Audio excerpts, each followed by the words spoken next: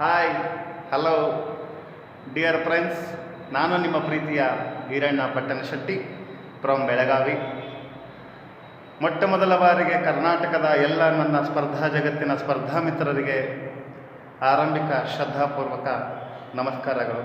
ಸ್ನೇಹ ಮಿತ್ರರೇ, ಈಗಾಗಲೇ ಭಾರತದ ಭೂಗೋಳಶಾಸ್ತ್ರದ ಅಧ್ಯಯನ ಮೊಟ್ಟ ಮೊದಲ ಬಾರಿಗೆ ಭಾರತದ ಆರಂಭಿಕ ಪರಿಚಯ ಮತ್ತು ಭಾರತದ ಭೌಗೋಳಿಕ ಲಕ್ಷಣಗಳು ಎಂಬ ಒಂದು ಪ್ರಮುಖವಾಗಿರುವಂತಹ ಅಧ್ಯಯನವನ್ನು ಅಪ್ಲೋಡ್ ಮಾಡಿದ್ದೀನಿ. ಅದರ ಮುಂದುವರೆದ ಭಾಗವನ್ನು ಭಾರತದ ಭೂಗೋಳಶಾಸ್ತ್ರ ಮುಂದುವರೆದ ಭಾಗ ಲೆಸನ್ ನಂಬರ್ 1/1 ಎಂಬ ಒಂದು ಅಧ್ಯಯನದೊಂದಿಗೆ ಮುಂದುವರಿಸ್ತಾ ಇದ್ದೀನಿ. ಹಳೆ ವಿಡಿಯೋ ನೋಡಿದ ನಂತರ ಈ ವಿಡಿಯೋವನ್ನು ನೋಡಿದಾಗ ಅದರ ಮುಂದುವರೆದ ಭಾಗ ಸಂಪೂರ್ಣವಾಗಿ ಅರ್ಥ ಆಗ್ತಾ ಹೋಗುತ್ತೆ. ಸೊ ಈ ನನ್ನ ಯಾರಾದರೂ ಫಸ್ಟ್ ಟೈಮ್ ಈ ತರಗತಿಯನ್ನು ವೀಕ್ಷಿಸ್ತಾ ಇದ್ದರೆ ಈರಣ್ಣ ಜಿಯೋಗ್ರಫಿ ಇನ್ ಕನ್ನಡ ಎಂಬ ಈ ನನ್ನ ಯೂಟ್ಯೂಬ್ ಚಾನಲನ್ನು ಸಬ್ಸ್ಕ್ರೈಬ್ ಮಾಡೋದನ್ನು ಮರೆಯೋಕ್ಕೆ ಹೋಗಬೇಡಿ. ಸಬ್ಸ್ಕ್ರೈಬ್ ಮಾಡಿದ ಮೇಲೆ ಪಕ್ಕದಲ್ಲಿ ಕಾಣಿಸುವಂಥ ಬೆಲ್ ಐಕಾನನ್ನು ಟಚ್ ಮಾಡಿ, ಲೈಕ್ ಮಾಡಿ. ಏನಾದರೂ ವಿಷಯ ಇದ್ದರೆ, ಕ್ವಶನ್ಸ್ ಕೇಳೋದಿದ್ದರೆ, ಡೌಟ್ಸ್ ಇದ್ದರೆ ಅಥವಾ ನನ್ನ ತರಗತಿಯ ಬಗ್ಗೆ ಏನಾದರೂ ಅಭಿಪ್ರಾಯ ಹಂಚಿಕೊಳ್ಳೋದಾದರೆ ಕಮೆಂಟ್ ಮಾಡೋದನ್ನು ಮರೆಯೋಕ್ಕೆ ಹೋಗಬೇಡಿ. ಜೊತೆಗೆ ನಿಮ್ಮ ಎಲ್ಲ ಸ್ನೇಹಿತರಿಗೂ ಶೇರ್ ಮಾಡಿ ಅಂತ ಹೇಳ್ತಾ ನೇರವಾಗಿ ವಿಷಯಕ್ಕೆ ಹೋಗ್ತಾ ಇದ್ದೀನಿ. ಸ್ನೇಹಿತರೆ, ಭಾರತದ ಭೂಗೋಳಶಾಸ್ತ್ರದಲ್ಲಿ ಈಗಾಗಲೇ ನಾನು ನಿಮಗೆ ಅಲ್ಲಿರುವಂತಹ ವಿಸ್ತೀರ್ಣ ಆಗಿರ್ಬೋದು, ಹೆಸರಿನ ಹಿನ್ನೆಲೆ ಆಗಿರ್ಬೋದು, ಕರಾವಳಿ ತೀರದ ಬಗ್ಗೆ ಆಗಿರ್ಬೋದು ಹಲವಾರು ಮಾಹಿತಿ ಕೊಟ್ಟಿದ್ದೀನಿ. ಅದರ ಮುಂದುವರೆದ ಭಾಗವನ್ನು ಈಗ ಹೇಳ್ತಾ ಇದ್ದೀನಿ ಸ್ನೇಹಿತರೆ, ನೋಡ್ತಾ ಹೋಗಿ. ಡಿಯರ್ ಫ್ರೆಂಡ್ಸ್, ಈಗಾಗಲೇ ಭಾರತದ ಭೌಗೋಳಿಕ ಲಕ್ಷಣಗಳು ಆರಂಭಿಕ ಪರಿಚಯ ಎಂಬ ಅಧ್ಯಯನದಲ್ಲಿ ನಿಮಗೆ ಇಲ್ಲಿ ಕರಾವಳಿ ತೀರದ ಬಗ್ಗೆ ಹೇಳ್ತಾ ಇದ್ದೆ. ಅದರ ಮುಂದುವರೆದಂತಹ ಭಾಗ ಈಗ ಹೇಳ್ತಾ ಇದ್ದೀನಿ ನೋಡಿ.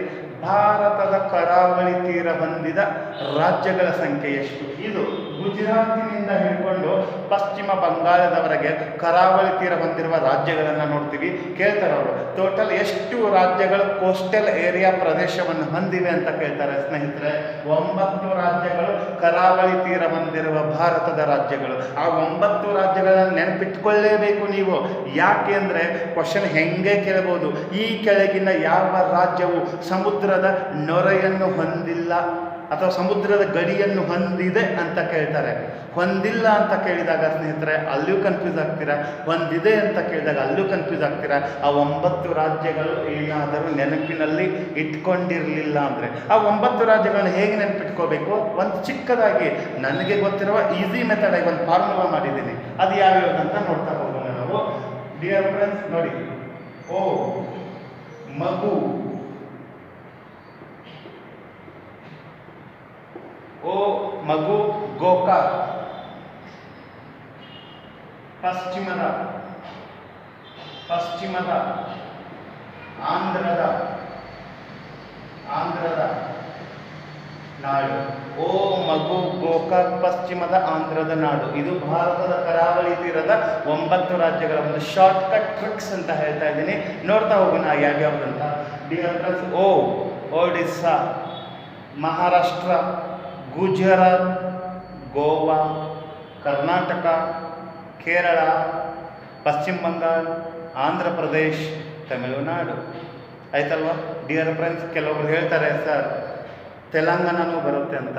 ಡಿಯರ್ ಫ್ರೆಂಡ್ಸ್, ಆಂಧ್ರ ಪ್ರದೇಶದಿಂದ ತೆಲಂಗಾಣ ರಾಜ್ಯ ವಿಭಜನೆ ಆದಾಗ ಆಂಧ್ರದ ವಾಯುವ್ಯ ಭಾಗದಲ್ಲಿ ತೆಲಂಗಾಣ ಇರೋದ್ರಿಂದ ಅದು ಭಾರತದ ಸಮುದ್ರ ತೀರಕ್ಕೆ ಬರುವ ರಾಜ್ಯವಲ್ಲ. ಈಗಲೇ ಸ್ಪಷ್ಟವಾಗಿ ಹೇಳ್ತಾ ಇದ್ದೀನಿ, ಕನ್ಫ್ಯೂಸ್ ಮಾಡ್ಕೊಳ್ಳೋಕೆ ಹೋಗಬೇಡಿ. ಓಕೆ ಆಯಿತಾ? ಹಾಗಾದರೆ ಡಿಯರ್ ಫ್ರೆಂಡ್ಸ್, ಈಗ ಮತ್ತೆ ಮುಂದೆ ನೋಡ್ತಾ ಹೋಗೋಣ. ಭಾರತದ ಕರಾವಳಿ ತೀರದ ರಾಜ್ಯಗಳು 9 ಹೇಗೆ ನೋಡಿದೀವೋ ಭಾರತದ ನೆರೆಹೊರೆಯ ದೇಶಗಳನ್ನು ನೋಡ್ತಾ ಹೋಗೋಣ. ಓಕೆ, ಭಾರತದ ನೆರೆಹೊರೆಯ ದೇಶಗಳು. ಎಷ್ಟು ನೆರೆಹೊರೆ ದೇಶಗಳಿವೆ? ಎಷ್ಟೋ ಸರಿ ನಾನು ಪ್ರಶ್ನೆಯನ್ನು ಕೇಳಿರ್ತೀನಿ ಎಲ್ಲ ತರಬೇತಿ ಕೇಂದ್ರಗಳಲ್ಲಿ. ಕೆಲವರು 7 ಹೇಳ್ತಾರೆ, ಕೆಲವರು 9 ಹೇಳ್ತಾರೆ, ಕೆಲವರು ಸರಿಯಾದ ಉತ್ತರ ಹೇಳ್ತಾರೆ. ಆದರೆ ಡಿಯರ್ ಫ್ರೆಂಡ್ಸ್, ನೆರೆಹೊರೆ ದೇಶಗಳಂದರೆ ಜಲಗಡಿನೂ ಆಗಿರ್ಬೋದು, ಭೂಗಡಿನೂ ಆಗಿರ್ಬೋದು, ಅವುಗಳಿಗೆ ನೆರೆಹೊರೆ ದೇಶ ಅಂತ ಕರೀತಾರೆ. ಭಾರತದ ಒಟ್ಟು ನೆರೆಹೊರೆ ದೇಶಗಳ ಸಂಖ್ಯೆ 11. ನೆನಪಿಟ್ಕೊಳ್ಳಿ, 11 ನೆರೆಹೊರೆ ದೇಶಗಳನ್ನು ನಮ್ಮ ಭಾರತ ಹೊಂದಿದೆ. ಅದು ಯಾವ್ಯಾವುದು? ಅಲ್ಲಿಯೂ ಸಹ ನಿಮ್ಗೆ ಹೆಂಗೋ ಕ್ವಶನ್ ಕೇಳೋ ಸಾಧ್ಯತೆ ಇರುತ್ತೆ. ತಿರ್ಗಾ ಉಲ್ಟಾ ಪಲ್ಟಿ ಕ್ವಶನ್ ಕೇಳೋ ಸಾಧ್ಯತೆ ಇದ್ದಾಗ ಆ 11 ದೇಶಗಳನ್ನ ನೆನಪಿಟ್ಕೋಬೇಕಾಗುತ್ತೆ. ಅದಕ್ಕೊಂದು ಶಾರ್ಟ್ಕಟ್ ಟ್ರಿಕ್ಸ್ ಫಾರ್ಮುಲಾ ಮಾಡಿದ್ದೀನಿ, ಅದು ಹೇಳ್ತೀನಿ, ನೋಡ್ತಾ ಹೋಗಿ.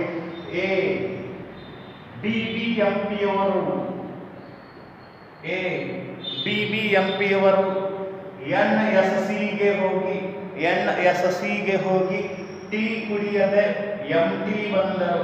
ABBMP ಅವರು NSCಗೆ ಹೋಗಿ ಟೀ ಕುಡಿಯದೆ MT ಬಂದರು. ಇದನ್ನ ಪ್ರತಿಯೊಂದನ್ನ ವಿಸ್ತಾರವಾಗಿ ನೋಡ್ತಾ ಹೋಗೋಣ. A ಅಂತಂದ್ರೆ ಅಫ್ಘಾನಿಸ್ತಾನ, B ಅಂದ್ರೆ ಭೂತಾನ, B ಅಂದ್ರೆ Bangla, Maldives, Pakistan, Nepal, Sri Lanka, China, Indonesia, Myanmar, Thailand. 11 ನೆರೆಹೊರೆ ದೇಶಗಳು ಬರ್ತವೆ. ಅವನು ಹೆಂಗೆ ಕೇಳಿ ಯಾವುದಕ್ಕೂ ನೀವು ಉತ್ತರವನ್ನು ಮಿಸ್ ಮಾಡ್ಕೊಳ್ಳಲ್ಲ. ಈ ಶಾರ್ಟ್ಕಟ್ ಟ್ರಿಕ್ಸ್ ಫಾರ್ಮುಲಾ ನೆನಪಿಟ್ಕೊತೀರಿ ಅಂತ ಅಂದ್ಕೊಂಡಿದ್ದೀನಿ. ಹಾಗಾದರೆ ಇವತ್ತು ಮುಂದೆ ಹೋಗೋಣ. ಭಾರತಕ್ಕೆ 7 ಜಲಗಡಿ ದೇಶಗಳಿವೆ, ಭಾರತಕ್ಕೆ 7 ಭೂಗಡಿ ದೇಶಗಳಿವೆ, ಭಾರತಕ್ಕೆ 3 ಜಲಗಡಿ ಭೂಗಡಿ ಹೊಂದಿರುವ ದೇಶಗಳಿವೆ. ಹಾಗಾದರೆ ಭಾರತಕ್ಕೆ ಭೂಗಡಿ ಹೊಂದಿರುವ 7 ದೇಶಗಳು ಯಾವುವು ಅಂತ ನೋಡ್ತಾ ಹೋಗೋಣ. BBMP ಕ್ಯಾನ್ ನೆನಪಿಟ್ಕೊಳ್ಳಿ, ಇಷ್ಟೇ. BBMP ಕ್ಯಾನ್, BBMP ಕ್ಯಾನ್ ಭಾರತದ ಭೂಗಡಿ ಹೊಂದಿರುವ ದೇಶಗಳು. ಇದು ನೋಡಿ, ಭೂತಾನ್, ಬಾಂಗ್ಲಾ, ಮಾಲ್ಡೀವ್ಸ್, ಪಾಕಿಸ್ತಾನ್, ಚೀನಾ, ಅಫ್ಘಾನಿಸ್ತಾನ್, ನೇಪಾಳ ಭೂಗಡಿ ಹೊಂದಿರುವಂಥ ದೇಶಗಳು. ಈಗ ಭೂಗಡಿ ಜಲಗಡಿ ಹೊಂದಿರುವ ದೇಶಗಳ 3 ಬರ್ತವೆ. ಒಂದು ಪಾಕಿಸ್ತಾನ ಬರುತ್ತೆ ಇಲ್ಲಿ, ಇನ್ನೊಂದು ಬಾಂಗ್ಲಾದೇಶ ಬರುತ್ತೆ, ಇನ್ನೊಂದು ಮಯನ್ಮಾರ್ ಬರುತ್ತೆ. ಭೂಗಡಿನೂ ಹೊಂದಿರಬೇಕು, ಜಲಗಡಿನೂ ಹೊಂದಿರಬೇಕು. ಬರೀ ಜಲಗಡಿ ಹೊಂದಿರುವಂಥ ಒಟ್ಟು 7 ದೇಶಗಳು ಬರ್ತಾವೆ ಸ್ನೇಹಿತರೆ. ಗೊತ್ತಾಯ್ತಲ್ವ? ಎಕ್ಸಾಂಪಲ್, ಇಲ್ಲಿ ಮಾಲ್ಡೀವ್ಸ್ ಬರುತ್ತೆ, ಇಲ್ಲಿ ಶ್ರೀಲಂಕಾ ಬರುತ್ತೆ, ಅಲ್ಲಿ ಥೈಲ್ಯಾಂಡ್ ಬರುತ್ತೆ. ಅವು ಜಲಗಡಿಯನ್ನು ಮಾತ್ರ ಹೊಂದಿರುವಂತಹ. ಗೊತ್ತಾಯ್ತಲ್ವಾ? ಓಕೆ. ನೆರೆಹೊರೆ ದೇಶಗಳು 11, ಭೂಗಡಿ ಹೊಂದಿರುವ ದೇಶಗಳು 7, ಜಲಗಡಿ ಹೊಂದಿರುವ ದೇಶಗಳು 7, ಭೂಗಡಿ ಮತ್ತು ಜಲಗಡಿ ಹೊಂದಿರುವ ದೇಶಗಳು 3. ಸ್ಪಷ್ಟವಾಗಿ ನೆನಪಿಟ್ಕೊಳ್ಳಿ. ಪದೇ ಪದೇ ಹೇಳ್ತಾ ಇದ್ದೀನಿ, ಕನ್ಫ್ಯೂಸ್ ಆಗಕ್ಕೆ ಹೋಗಬೇಡಿ ಅಂತ. ಓಕೆ, ಮುಂದೆ ನೋಡೋಣ. ಭಾರತದ ಆರಂಭಿಕ ಪರಿಚಯ ಮುಂದಿನ ಹಂತ ನೋಡೋಣ. ಅದುವೇ ಭಾರತಕ್ಕೆ ಇರುವ ತುತ್ತ ತುದಿಗಳು. ಭಾರತಕ್ಕೆ ಇರುವ ತುತ್ತ ತುದಿಗಳು, ಭಾರತಕ್ಕಿರುವ ತುತ್ತ ತುದಿಗಳು 4 ತುತ್ತ ತುದಿಗಳು ಬರ್ತವೆ. ಒಂದು ಪಶ್ಚಿಮಕ್ಕೆ ತುತ್ತ ತುದಿ, ಪೂರ್ವಕ್ಕೆ ತುತ್ತ ತುದಿ, ಉತ್ತರಕ್ಕೆ ತುತ್ತ ತುದಿ, ನೆಕ್ಸ್ಟ್ ಅದೇ ರೀತಿ ದಕ್ಷಿಣಕ್ಕೆ ತುತ್ತ ತುದಿ ಅಂತ ಬರ್ತವೆ. ತಿಳಿತಲ್ವಾ? ಹಾಗಾದರೆ ನೋಡ್ತಾ ಹೋಗೋಣ. ಭಾರತದ ಉತ್ತರ ತುದಿ ಯಾವುದು ಅಂತ ಕೇಳ್ತಾರೆ ಸ್ನೇಹಿತರೆ. ಭಾರತದ ಉತ್ತರ ತುದಿ ಇಂದಿರಾ ಕೋಲ್. ಭಾರತದ ಉತ್ತರ ತುದಿ ಇಂದಿರಾ ಕೋಲ್ ಅಂತ ಬರುತ್ತೆ. ಭಾರತದ ದಕ್ಷಿಣ ತುದಿ ಯಾವುದು? ಭಾರತದ ದಕ್ಷಿಣ ತುದಿ ಇಂದಿರಾ ಪಾಯಿಂಟ್. ಇಂದಿರಾ ಪಾಯಿಂಟ್. ಭಾರತದ ದಕ್ಷಿಣ ತುದಿ Indira point, Pygmalion point, Pygmalion point, Parson point, Parson point. ಭಾರತದ ದಕ್ಷಿಣ ತುದಿಗೆ 3 ಹೆಸರಿನಿಂದ ಕರೀತಾರೆ. Parson point, Pygmalion point, next Indira point. ಎಲ್ಲವೂ ಒಂದೇ. ಅದು ಆಪ್ಷನ್ ಕೊಡ್ತಾ ಇದ್ದೀನಿ ಅಂತಲ್ಲ, 3 ಒಂದೇ ಹೆಸರಿದ್ದಾವೆ. ಹಾಗಾದರೆ ಭಾರತದ ದಕ್ಷಿಣ ತುದಿ ಕೇಳಿದಾಗ ಇದನ್ನು ಬರೀತೀರಿ. ಭಾರತದ ದಕ್ಷಿಣ ಭೂ ತುದಿ ಯಾವುದು? ತಮಿಳುನಾಡಿನ ಕನ್ಯಾಕುಮಾರಿ. ನೆನಪಿಟ್ಕೊಳ್ಳಿ, ತಮಿಳುನಾಡಿನ ಕನ್ಯಾಕುಮಾರಿ ಭಾರತದ ದಕ್ಷಿಣ ಭೂ ತುದಿ. ತಮಿಳುನಾಡಿನ ಕನ್ಯಾಕುಮಾರಿ ಭಾರತದ ದಕ್ಷಿಣ ಭೂ ತುದಿ. ಭಾರತದ ಪೂರ್ವ ತುದಿ ಯಾವುದು? ಪೂರ್ವ ಜಿಲ್ಲೆ ಯಾವುದು? ಪೂರ್ವ ನದಿ ಯಾವುದು? ಹೆಂಗೋ ರೀತಿ ಕೇಳೋ ಸಾಧ್ಯತೆ ಇರೋದ್ರಿಂದ ಒಂದೇ ಲೈನಲ್ಲಿ ಹೇಳ್ತೀನಿ. ಭಾರತದ ಪೂರ್ವ ತುದಿ ಯಾವುದು ಅಂದರೆ ಅರುಣಾಚಲ ಪ್ರದೇಶದ ಅಂಜಾ ಜಿಲ್ಲೆಯ ಲೋಹಿತ್ ನದಿಯ ಕಿಬಿತು. ಇದು ಭಾರತದ ಪೂರ್ವ ತುದಿ. ಅರುಣಾಚಲ ಪ್ರದೇಶದ ನೋಡಿ, ಅರುಣಾಚಲ ಪ್ರದೇಶದ ಅಂಜಾ ಜಿಲ್ಲೆಯ ಲೋಹಿತ್ ನದಿಯ ಕಿಬಿತು ಇದು ಭಾರತದ ನಮ್ಮ ಪೂರ್ವ ತುದಿ ಅಂತ ಕರಿತೀವಿ. ನೆಕ್ಸ್ಟ್ ಭಾರತದ ಪಶ್ಚಿಮ ತುದಿ ಯಾವುದಂತ ನೋಡ್ತಾ ಹೋಗೋಣ. ಭಾರತದ ಪಶ್ಚಿಮ ತುದಿ ಗುಜರಾತಿನ ಕಚ್ ಜಿಲ್ಲೆಯ ಸರಕ್ರಿಕ್ ಹತ್ತಿರ ಗುವಾರಮೋಟಿ. ಗುಜರಾತಿನ ಕಚ್ ಜಿಲ್ಲೆಯ ಸರಕ್ರಿಕ್ ಹತ್ತಿರ ಗುವಾರಮೋಟಿ.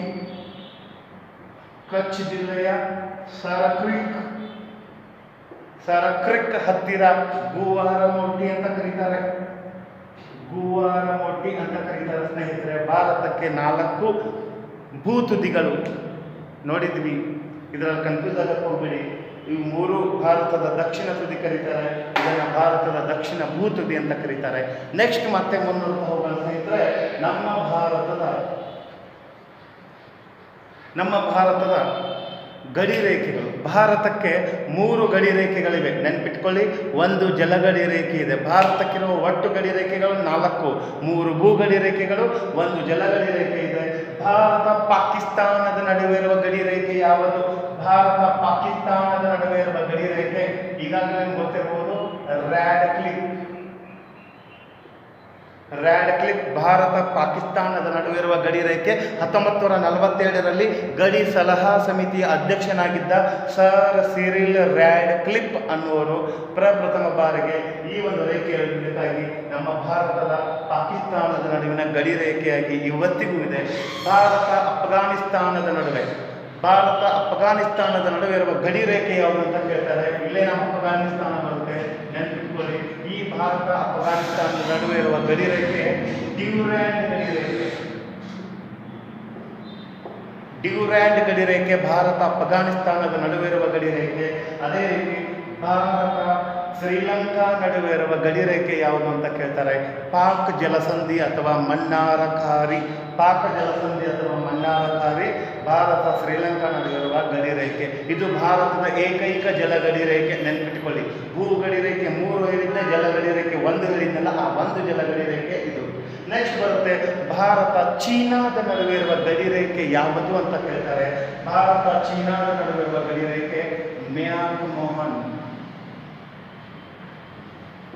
ಭಾರತ ಚೀನಾದ ನಡುವೆ ಇರುವಂತಹ ಗಡಿ ರೇಖೆ ಮ್ಯಾಕ್-ಮೊಹನ್ ಗಡಿ ರೇಖೆ.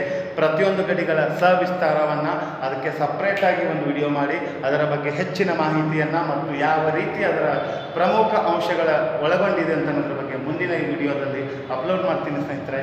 ಇದು ಭಾರತವನ್ನು ನಾನು ಆರಂಭಿಕ ಪರಿಚಯ ಮತ್ತು ಭೌಗೋಳಿಕ ಲಕ್ಷಣಗಳೊಂದಿಗೆ ಅಧ್ಯಯನ ಮಾಡಿದ್ದೀನಿ ಸ್ನೇಹಿತರೆ. ಇಲ್ಲಿ ಒಂದು ಸ್ಪಷ್ಟವಾಗಿ ತಿಳ್ಕೊಳ್ಳಿ, ಇದು ಕೇವಲ ಭಾರತ ಅಂದರೆ ಏನು, ಭಾರತ ದೇಶದ ಅಕ್ಕಪಕ್ಕದಲ್ಲಿರುವ ದೇಶಗಳ ಬಗ್ಗೆ ನಿಮ್ಗೆ ಮಾಹಿತಿ ಕೊಡ್ತಾ ಇದ್ದೀನಿ. ಭಾರತ ಹೊಂದಿರುವ ನೆರೆಹೊರೆ ತುದಿಗಳನ್ನು, ನೆರೆಹೊರೆ ದೇಶಗಳನ್ನು, ಗಡಿ ರೇಖೆಗಳನ್ನು, ಇದ್ರ ಬಗ್ಗೆ ಜಸ್ಟ್ ನಮ್ಮ ವಿಶ್ವದ ಭೂಮಿಯ ಭೂಪಟದಲ್ಲಿ ಭಾರತದ ಬಗ್ಗೆ ಬೇಸಿಕ್ ಆಗಿ ಏನು ನಾವು ಅರ್ಥ ಮಾಡ್ಕೋಬೇಕು, ಎಕ್ಸಾಮ್ ಪರ್ಪಸ್ ಅನ್ನೋದು ಮಾಹಿತಿಯನ್ನು ಕೊಟ್ಟಿದ್ದೇನೆ ಸ್ನೇಹಿತರೆ. ತಿಳಿತಲ್ವಾ? ಇದೇ ರೀತಿ ಭಾರತದ ವಿಸ್ತೀರ್ಣದಲ್ಲಿ ದೊಡ್ಡ ರಾಜ್ಯ ರಾಜಸ್ಥಾನ ಬರುತ್ತೆ, ಜನಸಂಖ್ಯೆಯಲ್ಲಿ ದೊಡ್ಡ ರಾಜ್ಯ ಉತ್ತರ ಪ್ರದೇಶ ಬರುತ್ತೆ, ಇದು ರಾಜಸ್ಥಾನ. ಪ್ರಶ್ನೆ ಕೇಳ್ತಾರೆ, ಭಾರತದ ವಿಸ್ತೀರ್ಣದಲ್ಲಿ 4ನೇ ದೊಡ್ಡ ರಾಜ್ಯ ಯಾವುದು ಅಂತ. ಭಾರತದ ವಿಸ್ತೀರ್ಣದ 4ನೇ ದೊಡ್ಡ ರಾಜ್ಯ ಉತ್ತರ ಪ್ರದೇಶ ಬರುತ್ತೆ. ನಿಮಗೆ ಉತ್ತರ ಪ್ರದೇಶ ನೆನಪಿಟ್ಕೋಬೇಕಾದ್ರೆ ಜಾಸ್ತಿ ತಲೆ ಕೆಡಿಸ್ಕೋಬೇಡಿ. ABCD ಅಲ್ಫಾಬೆಟ್ನಲ್ಲಿ ಕಂಡು ಬರುವಂತಹ ಲಾಸ್ಟ್ ಅಲ್ಫಾಬೆಟ್ ಯಾವುದು? ಜೆಡ್ ಅಲ್ವಾ? ಅದನ್ನು ನೆನಪಿಟ್ಕೊಳ್ಳಿ. ನೋಡಿ, ಈ ಥರ ಜೆಡ್ ಒಂದು ಅಲ್ಫಾಬೆಟ್ ನೆನಪಿಟ್ಕೊಳ್ಳಿ. ಭಾರತ ದೇಶದಲ್ಲಿ ಅತಿ ಹೆಚ್ಚು ವಿಸ್ತೀರ್ಣ ಹೊಂದಿರುವ ರಾಜ್ಯ ರಾಜಸ್ಥಾನ, 2ನೇದು ಮಧ್ಯಪ್ರದೇಶ, 3ನೇದು ಮಹಾರಾಷ್ಟ್ರ, 4ನೇದು ಉತ್ತರ ಪ್ರದೇಶ. ಹಾಗಾದರೆ ಭಾರತದ ವಿಸ್ತೀರ್ಣದಲ್ಲಿ ಕರ್ನಾಟಕ ಎಷ್ಟನೇ ಸ್ಥಾನವಿದೆ? 7ನೇ ಸ್ಥಾನವಿದೆ. ಜನಸಂಖ್ಯೆಯಲ್ಲಿ 8ನೇ ಸ್ಥಾನ ನಮ್ಮ ಕರ್ನಾಟಕ ಇದೆ. ಭಾರತದ ವಿಸ್ತೀರ್ಣದಲ್ಲಿ ಚಿಕ್ಕ ರಾಜ್ಯ ಯಾವುದು ಕೇಳಿದರೆ ಗೋವಾ. ಜನಸಂಖ್ಯೆಯಲ್ಲಿ ಚಿಕ್ಕ ರಾಜ್ಯ ಯಾವುದು ಕೇಳಿದರೆ ಇಲ್ಲೇ ಸಿಕ್ಕಿಂ ಅಂತ ಬರುತ್ತೆ. ಜನಸಂಖ್ಯೆ ಚಿಕ್ಕದಾದರೆ ಗೋವಾ ವಿಸ್ತೀರ್ಣದಲ್ಲಿ ಚಿಕ್ಕದು ಸ್ನೇಹಿತರೆ. ಓಕೆ, ಇದು ಭಾರತದ ಭೌಗೋಳಿಕ ಲಕ್ಷಣ ಮತ್ತು ಭಾರತದ ಆರಂಭಿಕ ಪರಿಚಯ ಬಗ್ಗೆ ಮಾಹಿತಿಯನ್ನು ಕೊಟ್ಟಿದ್ದೀನಿ. ಡಿಯರ್ ಫ್ರೆಂಡ್ಸ್, ಮುಂದಿನ ವಿಡಿಯೋ ಭಾರತದ ಪ್ರಾಕೃತಿಕ ಲಕ್ಷಣಗಳು. ಭಾರತವು ಅಭಿವೃದ್ಧಿ ಹೊಂದಿದ ಆಧಾರದ ಮೇಲೆ, ಭೂಸ್ವರೂಪ ರಚನೆಯಾದ ಆಧಾರದ ಮೇಲೆ ಭಾರತದ ಪ್ರಾಕೃತಿಕ ಲಕ್ಷಣಗಳೆಂಬ ಮಹತ್ವದ ಅಧ್ಯಯನದೊಂದಿಗೆ ಬಂದು ಭೇಟಿಯಾಗ್ತೀನಿ. ಅತ್ಯಂತ ಕುತೂಹಲಕಾರಿ ವಿಡಿಯೋ, ಅದ್ಭುತ ವಿಡಿಯೋ. ಸ್ಪರ್ಧಾತ್ಮಕ ಪರೀಕ್ಷೆಗಳಿಗೆ ಆ ಒಂದು ಪಾಠದಲ್ಲೂ ಸಹ ಹಲವಾರು ರೀತಿಯ ಪ್ರಶ್ನೆಗಳು ಬಂದು ಸಹಕಾರಿಯಾಗಿದ್ದಾವೆ ಸ್ನೇಹಿತರೆ. ಈ ಭಾರತದ ಆರಂಭಿಕ ಪರಿಚಯ ನಿಮಗೆ ಸಂಕ್ಷಿಪ್ತವಾಗಿ ಯಾರು ಏನು ಒಂದು ಸ್ವಲ್ಪ ಓದಿಲ್ಲ ಅಂತ ಅನ್ನೋರು ತಿಳಿತಲ್ವ, ಅತ್ಯಂತ ಡೆಪ್ತ್ ಆಗಿ ಇಲ್ಲಿ ಮಾಹಿತಿಯನ್ನು ಕೊಟ್ಟಿದ್ದೀನಿ ಸ್ನೇಹಿತರೆ. ಇಷ್ಟು ನೀವು ತಿಳ್ಕೊಂಡ್ರೆ ಭಾರತದ ಭೂಗೋಳಶಾಸ್ತ್ರ ಆರಂಭಿಕ ಹಂತ ಹೇಗೆ ಓದಬೇಕು, ಹೇಗೆ ಆರಂಭ ಮಾಡಬೇಕು ಅಂತ ಅನ್ನೋದು ನಿಮಗೆ ಇಲ್ಲಿ ತೋರಿಸ್ಕೊಟ್ಟಿದ್ದೀನಿ ಸ್ನೇಹಿತರೆ. ಇಷ್ಟು ತಿಳ್ಕೊಂಡ್ರೆ ನೀವು ಭಾರತದ ಭೂಗೋಳಶಾಸ್ತ್ರದಲ್ಲಿ ಮುಂದೆ ಬರುವಂತಹ 35ರಿಂದ 40 ಟಾಪಿಕ್ಗಳ ಬಗ್ಗೆ ಎಲ್ಲವೂ ಸಲೀಸಾಗಿ ಅರ್ಥ ಆಗ್ತಾ ಹೋಗುತ್ತೆ. ಈಗಿದನ್ನು ತಿಳ್ಕೊಳ್ಳೋದೇ ಡೈರೆಕ್ಟಾಗಿ ಅರಣ್ಯಗಳು, ರಾಷ್ಟ್ರೀಯ ಉದ್ಯಾನವನ, ಇನ್ಯಾವುದೋ ನದಿಗಳು, ಬೆಳೆಗಳು ಓದ್ತಾ ಹೋದರೆ ಏನೂ ಅರ್ಥ ಆಗ್ತಿರಲಿಲ್ಲ. ಅದಕ್ಕೆ ಫಸ್ಟ್ ಭಾರತ ಅಂದರೆ ಏನು ಅಂತ ಅನ್ನೋದು ನಿಮಗೆ ಅರ್ಥ ಮಾಡಿಸ್ಕೊಟ್ಟಿದ್ದೀನಿ. ಮುಂದಿನ ಮತ್ತೊಂದು ಕುತೂಹಲಕಾರಿ ವಿಡಿಯೋದೊಂದಿಗೆ ಭೇಟಿಯಾಗ್ತೀನಿ. ಲೈಕ್ ಮಾಡೋದನ್ನು ಮರಿಬೇಡಿ. ಈ ತರಗತಿಯ ಅಭಿಪ್ರಾಯ ಅನಿಸಿಕೆಗಳನ್ನು ಕಮೆಂಟ್ ಬಾಕ್ಸಲ್ಲಿ ಹಾಕೋದನ್ನು ಮರಿಬೇಡಿ. ಡಿಸ್ಲೈಕ್ ಮಾಡೋದಾದರೆ ಯಾವ ಉದ್ದೇಶಕ್ಕೆ ಡಿಸ್ಲೈಕ್ ಮಾಡಿದ್ದೀರಿ ಅಂತ ಕಾರಣ ಕೊಟ್ಟು ಡಿಸ್ಲೈಕ್ ಮಾಡಿ. ಇಲ್ಲಾಂದರೆ ಸುಮ್ಮನೆ ಆಗದೇ ಇದ್ದವರು ಸಹ ಡಿಸ್ಲೈಕ್ ಮಾಡ್ತೀರಿ. ಅಂಥವರಿಗೆ ಕೋಟಿ ಕೋಟಿ ನಮನಗಳು. ಡಿಸ್ಲೈಕ್ ಮಾಡೋರಿಗೆ ಯಾವತ್ತೂ ನಾನು ತಲೆ ಕೆಡಿಸ್ಕೊಳ್ಳಲ್ಲ.